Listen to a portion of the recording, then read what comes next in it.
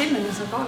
Also, an was für einem Brocki, Alter. Jetzt sind wir im Blaukreuzbrocki in St. Gallen und gehen ein bisschen durchschauen, I guess. Komm mit mir, komm. Also wenn man ins Brocki kommt, hat es schon mal ein paar Kleider, aber man muss ganz weit hinterher laufen. Dann kommen eigentlich alle Kleiderständer. Und es hat wirklich sehr viel für alle Geschlechter. Wir haben uns dann gesplittet und sind einfach ein bisschen Sachen anschauen, wie ihr jetzt gesehen habt.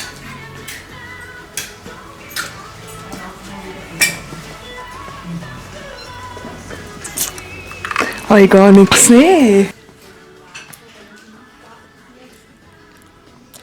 Also, was ich bis jetzt gefunden habe, es ist mal richtig Lager.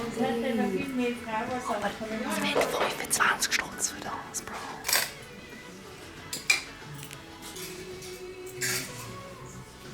Sind die Röckchen? Sieht aus wie Fast Fashion in meinen Augen. Noch nicht überzeugt. Noch nicht überzeugt.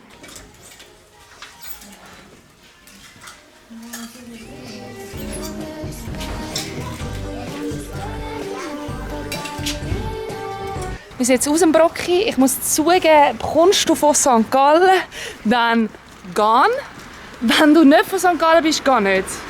Es ist ein bisschen zu teuer, es ist gut organisiert, aber so... Ah! Du bist wirklich an. Yes, es ist hilarious wegen der Perücke und so, aber es ist halt alles so über 20 Stutz. Ja, hat nicht so gefetzt, aber jetzt wisst ihr es, oder? Ciao. Ciao. Ciao. Ciao.